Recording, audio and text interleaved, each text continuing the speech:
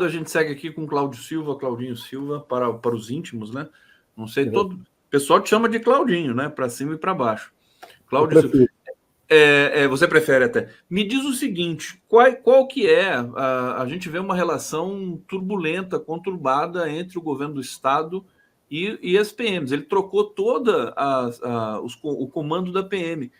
Como é que você avalia esse processo que está acontecendo em São Paulo? Você também recebe, digamos, queixas e demandas dos próprios policiais nesse sentido? A gente recebe queixas e demandas, essa é a natureza da ouvidoria, né? Receber queixas e demandas também dos policiais, né? Nesse sentido, relacionando as reclamações deles com as mudanças que houveram no comando da PM, a gente ainda não recebeu nenhuma reclamação. Mas a gente recebe informações, né, de ciclos policiais, dando conta de que essa mudança foi uma mudança um tanto quanto indesejada e atabalhoada, né? A gente avalia que essa mudança foi uma mudança no sentido de estabelecer um certo alinhamento político da direção da instituição Polícia Militar com a gestão de então, com a atual gestão à frente do governo, à frente da Secretaria de Segurança Pública. Essa é a nossa avaliação em relação a essa mudança, né? Importante dizer que aqueles comandantes que foram movimentados nessa mudança aí que mexeu com 34 coronéis, com a maioria dos coronéis, porque coronel full, na nossa corporação nós temos 63, então movimentaram 34 de uma vez. Aqueles coronéis que foram movimentados, que estavam lá nos postos de comando da polícia, eles ficaram insatisfeitos pela forma como foi feita, sem qualquer comunicação, sem qualquer diálogo. Eles foram informados via diário oficial, né? Esses coronéis, eles tinham uma postura de defesa do modelo de polícia que até então existia em São Paulo, né? Que é um modelo de polícia que busca cada vez mais legitimar a sua atuação, né? Com aprimoramento e modernização do serviço da própria Polícia Militar, câmeras corporais, uma série de outros avanços, né, tecnológicos e não tecnológicos, né, têm sido implementados nos últimos anos aqui na nossa polícia, e esses coronéis também tinham resistências em relação a essa política de operações de retorno a ações que tenham vitimado algum policial, né?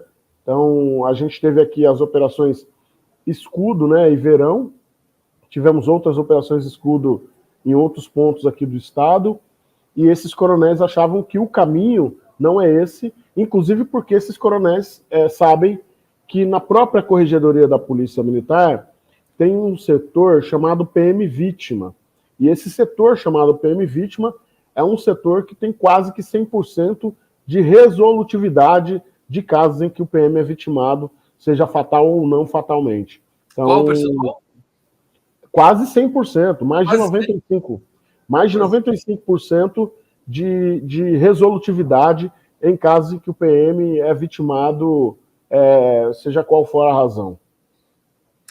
Perfeitamente. Esse coronel foi exonerado? Foi exonerado, não, foi trocado no comando das PMs, que não concordava com as operações Escudo e Verão?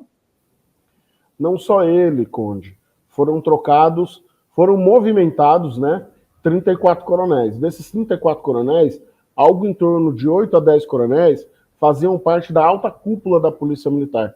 Toda a cúpula da Polícia Militar foi trocada, né? E o único coronel que fazia parte da cúpula da Polícia Militar que não foi movimentado foi o comandante-geral. Os demais, o subcomandante, o coordenador operacional, o comandante de policiamento da capital, o comandante de policiamento metropolitano, o corregedor, que é um cargo importante, o comandante do CIPM, que é o Centro de Inteligência da Polícia Militar, o comandante do Seconsok, que é o Centro de Comunicação Social da Polícia Militar, todos esses foram movimentados, foram trocados. O clima ficou ruim? Esse clima já melhorou? Como é que está essa situação? O clima ficou ruim, esses coronéis não ficaram satisfeitos, né? Especialmente pela falta de respeito, né? É importante dizer, Conde, que tempo no militarismo significa patente, né? E um comandante com mais tempo, é desagradável, não é aconselhável que um comandante recruta comande um comandante com mais tempo. Então, isso gerou uma situação bastante delicada ali nas relações internas, né? Então, esses coronéis entenderam qual que era o recado, boa parte deles entenderam que a tentativa que se tinha era de que eles, ao serem movimentados para baixo na hierarquia, pudessem requerer suas aposentadorias. Alguns deles bateram pé, pediram suas licenças que tinham, férias, etc., para poder não abrir espaço para eles se licenciaram. Alguns deles tinham licenças vencidas, licença-prêmio, férias, etc. E como eles sabem que para um tenente-coronel virar coronel, precisa sair um coronel daqui da fila, precisa sair para poder abrir lugar na fila, e eles calcularam que a movimentação que o secretário de Segurança com o governador fizeram era uma movimentação que buscava isso, que ele se aposentasse para poder abrir espaço para novos coronéis que eles próprios desejam que cheguem ao posto máximo, eles, então, não tiraram suas licenças nem suas férias, mas também não assumiram os postos aos quais foram redesignados para poder também demarcar a posição. Claudinho, você também atende reclamações, demandas da população e da sociedade organizada do estado de São Paulo todo. Eu quero inverter um pouco a questão sobre as operações Verão e... como é que é o nome da outra operação lá? Escudo. Como é que foi que chegaram a você, assim, a sociedade civil, as mães, assim, das pessoas que foram ali assassinadas ali, meio que de maneira... Meio não, né? De maneira brutal. O rescaldo ali foi muito terrível, né? Acho que foram 50 mortes, mais de 50 mortes nessas operações. Como é que está a sua relação? Numa, 56 na outra. 56 na outra e 28 numa. Só de civis, sem contar os policiais. Sem contar os policiais. Policiais foram quantos? Você lembra? Policiais na primeira foi 1 e na segunda foram 2. Perfeitamente. Parece Israel e Gaza, né? Israel em Gaza ali também. Você tem baixa, mas a diferença é gritante. O que você pode falar para a gente, quer dizer, dessa situação? As coisas estão transcorrendo na justiça nesse momento também, de avaliação, de averiguação? Existe um processo aberto? Existem processos. Para cada uma das ocorrências, tem ocorrências que tiveram 1 morte, outras tiveram 2, tem ocorrência que teve até 5 mortes. Para cada um desses boletins de ocorrência foi aberto o inquérito policial, né? E, consequentemente, um processo judicial. No caso da Operação Escudo, Conde, o policial Patrick Bastos Reis, soldado da Rota, ele foi morto no dia 27 de julho, que era uma quinta-feira. Na sexta-feira de manhã foi deflagrada a Operação Escudo, com 600 policiais ocupando todo o território da cidade de Guarujá. No domingo de manhã, eu sou suscitado a atender alguns ativistas, né?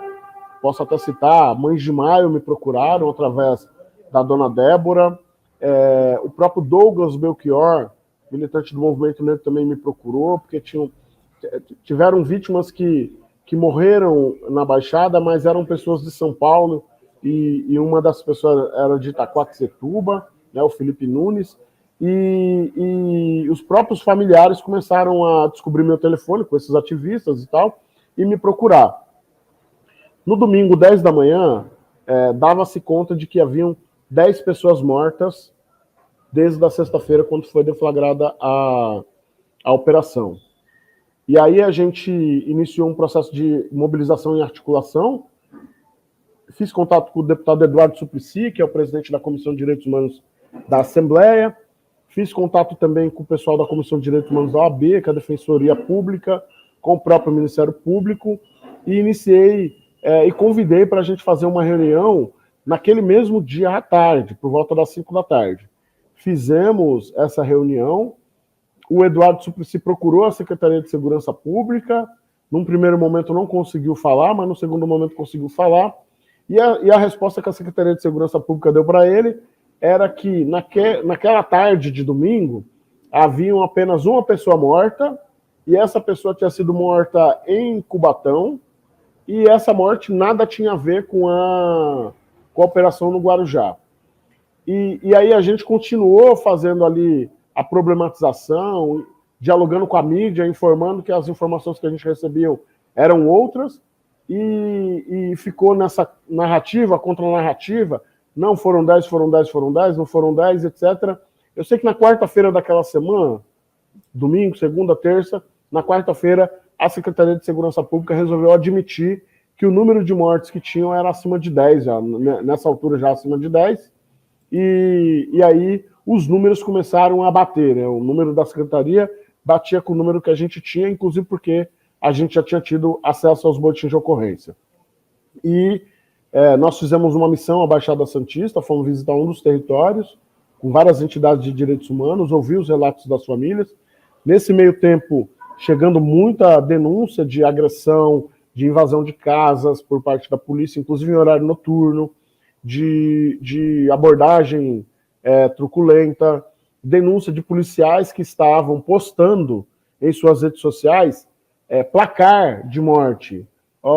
10-1, 12-1, 13-1, 6-1, 7-1. Esse policial que estava postando o placar de morte na rede social dele, ele, em um dos posts, ele escreve no rodapé o seguinte: para 30, até que está indo rápido. Então, e isso batia com as informações que as famílias, as pessoas que moravam nas comunidades mandavam para a gente, porque eles diziam o seguinte: eles estão dizendo que vão morrer 30. Então, as informações eram convergentes, né? E a gente fez essa missão na Baixada, os movimentos se organizaram, se mobilizaram, produzimos relatórios sobre isso, pedimos informações, acionamos corregedoria, acionamos o Ministério Público, e hoje a gente tem a informação que existem 4 policiais que já viraram réus, né? E é importante essa informação que eu vou te dar agora, é o seguinte: dos 28 casos, nós temos a informação que as câmaras corporais que foram acessadas, né, que a gente conseguiu acessar, elas dão conta de que 5 ou 6 casos, de fato, a polícia atuou com legitimidade. Houve uma incursão, nessa incursão as pessoas atiraram contra a polícia revidou e essas pessoas acabaram mortas, né? Ocorre que foram 28 casos, né? Em outros quase 20 casos, né?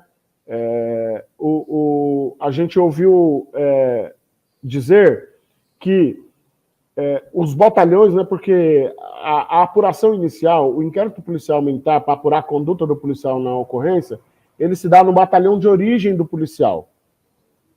E algo em torno de 18 a 20 inquéritos policiais militares foram determinados os arquivamentos. E o Ministério Público questionou, e o subcomandante da PM, o coronel José de Albuquerque Freixo, o coronel Freixo, ele determinou o desarquivamento dos inquéritos e avocou para a Corregedoria Central aqui em São Paulo para serem feitas novas diligências para a apuração desses IPMs. E aí a gente tem a informação também de que isso provocou um mal-estar tremendo no sistema de segurança pública aqui na estrutura da segurança pública aqui do Estado, e isso foi determinante para que houvesse essa movimentação de coronéis que houve aí, no sentido de que esses coronéis tivessem um pouco mais de alinhamento político com a gestão. Que foi ali promovida pelo Tarcísio e pelo Derrite, né? O Tarcísio não deve fazer nada sem o Derrite e vice-versa, claro, aí é óbvio, né? Porque um é governador, o outro é secretário de segurança. Eu queria que você falasse falas muito importantes aqui do Claudinho, que a gente precisa, inclusive, digerir com mais calma, né? Depois a gente vai fazer recortes aqui e tudo mais, e te chamar de novo, viu, Cláudio? Porque não dá tempo de falar de tanta coisa. Eu estou vendo que você tem muita informação, e hoje vai ser só um aperitivo aqui para o nosso público. Eu queria que você falasse das câmaras corporais. Como é que está essa discussão? O soldado praça, por exemplo, ele tem problema em usar a câmera corporal? Ele gosta, ele quer, ele precisa? Como é que está essa discussão no âmbito aí da corregedoria? Da nossa experiência, primeiro que a ouvidoria, Conde, ela desde o primeiro momento, desde quando a gente assumiu lá no dia 24 de dezembro de 2022, a gente sempre teve uma posição muito explícita sobre câmeras corporais, favorável a essa política, né? A gente avalia que essa tecnologia é uma tecnologia que não vai resolver o problema da segurança pública, mas ela é fundamental para a gente caminhar no sentido de resolver o problema da segurança pública. Isso é uma coisa. Então, a nossa posição é muito explícita em defesa dessa política, é uma política muito relevante. Nesse momento, nós estamos no meio, né, no curso de uma licitação sobre câmeras corporais. No dia 25 próximo vai ter mais uma medida desse processo, né, que é os testes, né, eles chamam de POC, mas na prática são os testes para verificar se a tecnologia que está sendo ofertada pelas empresas que estão disputando a licitação, se elas correspondem à necessidade apresentada no edital. Mas o que tem pegado muito é que esse edital prevê que os policiais não façam mais a gravação do vídeo de rotina. E a ouvidoria, assim como outras entidades, né, a própria Defensoria Pública, a Conectas Direitos Humanos, o Fórum Brasileiro de Segurança Pública, nós somos totalmente contrários a essa medida. A gente avalia que o vídeo de rotina é um vídeo fundamental, é um vídeo importante e que ele é revelador de muitas coisas e colabora muito, inclusive, para o aperfeiçoamento da atividade policial. Então, só para contextualizar, querido Cláudio, é aquela decisão, aquela história de que o Tarcísio vai comprar novas câmeras para São Paulo, para a Polícia de São Paulo, mas que vão ser programadas, quer dizer, vão ter uma outra configuração em que o próprio policial vai acionar quando ele achar necessário, ou quando for fazer a chamada e tudo mais, né? É só para explicar isso aqui. É muito importante a gente discutir, destrinchar esse tema, Conde, porque o que acontece? A gente tem tido ao longo do tempo uma redução do número de acionamentos propositais do sistema, né? Isso dá a noção da importância do vídeo de rotina, que é aquele vídeo que não é acionado, que não precisa ser acionado para gravar, né? No ano de 2023, do ano de 2022, houveram algo em torno, durante todo o ano, algo em torno de 130 mil acionamentos propositais da Câmara Corporal. Já no ano de 2023, que já era o governo Tarcísio, houveram 75 mil acionamentos propositais da Câmara Corporal, o que demonstra que, efetivamente, o policial ele não aciona, né? Ele não aciona, ou ele não aciona porque no momento da ocorrência ele não consegue tempo para poder acionar, porque no meio de uma ocorrência policial, qualquer fração de segundos pode custar a vida do policial, ou aquele policial que não quer acionar efetivamente a câmera, né? Agora, no meio policial, os bons policiais, os policiais que são vocacionados, aqueles que trabalham dentro da legalidade, eles são extremamente favoráveis à câmera. Por quê? Porque a câmera é determinante é uma evidência determinante para apontar num inquérito policial militar ou no meio judicial a evidência do que efetivamente aconteceu. Então, um policial que cumpre a regra, que anda dentro da legalidade, que só atua com legitimidade, para ele é importante esse instrumento, para ele é importante esse equipamento, porque esse equipamento o protege do ponto de vista jurídico, né? Agora, tem muitas outras coisas no entorno da câmara, da gravação de rotina, né? Tem a questão do aperfeiçoamento da atividade policial, que pode se dar, por exemplo, na aferição, se as abordagens estão sendo dentro do procedimento operacional padrão, se as abordagens têm ou não perfilamento racial. Seu microfone está fechado. Desculpa te interromper, que isso é muito importante. Esqueci de ligar o microfone aqui. Obrigado por avisar para dar o microfone, senão as pessoas vão ter que ler meus lábios aqui. Não vai dar certo. É muito difícil.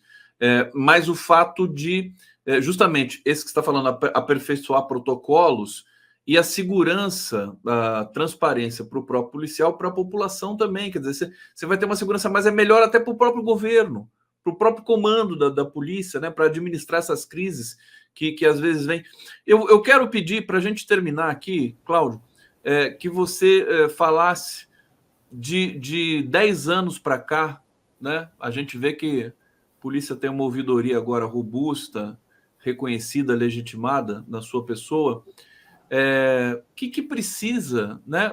Se a situação piorou ou melhorou para o cidadão, que é o principal, enfim, interessado em uma polícia que cumpra as suas diretrizes, né, corretamente e leve segurança à população de São Paulo. Piorou a situação de violência? Pode trazer até dados estatísticos, se for o caso, aqui para a gente. Cláudio Silva. Eu tenho um dado, por exemplo, que eu acho que é um dado que pode mensurar um pouco isso, né? Dos anos anteriores a 2022 até 2022, nós tivemos um aumento substancial de elogios registrados aqui na ouvidoria à atividade policial. Então, 2020, algo em torno de 500 elogios, 2021, 700 elogios, 2022, 900 elogios. 2023, a gente cai para menos de 600 elogios. Eu acho que isso é um dado que pode mensurar bastante o quanto que a atividade está ou não sendo legitimada pela população e qual que é o sentimento que a população está tendo em relação ao atendimento que ela está tendo na segurança pública. Eu acho que isso é muito relevante. Na minha avaliação, de 10 anos para cá até 2022, a gente tem evoluído, né? Nós temos evoluído com viaturas equipadas com GPS, há uma perspectiva de se equipar as viaturas com câmeras, né? Isso é um projeto das gestões anteriores. Tem a política de câmera corporal, que iniciou na fase de teste e não deu certo, depois foi aprimorando, foram sendo visitadas experiências que existem no mundo, e hoje a gente tem uma tecnologia muito próxima da ideal, né? Ainda não é a ideal, talvez a gente tenha que andar um pouco mais para poder achar a ideal. Então, a gente avançou. Eu acho que essa redução dos elogios durante o ano de 2023, ela é sintomática do sentimento que as pessoas têm, porque reduz os elogios e aumenta as denúncias de ações truculentas, de abordagens abusivas, entre outras coisas, aqui mesmo no nosso serviço. Então, eu avalio que até 2022 a gente vem evoluindo e nesse último ano e meio a gente tem um problema de descontinuidade dessa evolução, o que é sério, é grave, e a gente precisa se debruçar sobre isso, inclusive porque uma falta de... se a gente perder a mão nesse momento, a correção disso custa algo em torno de 10, 15 anos para recolocar nos trilhos. Então, é um tema que a gente deve se preocupar, a população deve se preocupar e se organizar para poder participar desse debate de aprimoramento da nossa atividade policial. Perfeitamente. Cláudio Silva, ouvidor das polícias do Estado de São Paulo, agradeço imensamente sua presença aqui, é uma honra para a gente, tá? E pode se preparar que você vai voltar em breve aqui, que eu quero conversar mais, tem muita coisa para a gente falar aqui, quando a gente recebe também o nosso próximo convidado aqui, o Leonardo Oliveira. Seja bem-vindo, Leonardo. E eu passo para você aqui dar um recado final, palavras finais aqui do nosso bloco. Claudinho Silva. Eu quero agradecer, Conde, e quero te mandar um abraço, parabenizar pelo trabalho sério e correto que você faz com o jornalismo que você faz. Ao mesmo tempo também abraçar todo o público, né, do 11 News, todo o público que nos acompanha aqui, que nos acompanhará, talvez não nesse momento, mas mais adiante, e desejar para vocês aí um bom dia, uma boa discussão aí com o Leonardo. Seja bem-vindo, Leonardo, e um grande abraço. Cláudio Silva aqui nos News, brigadíssimo.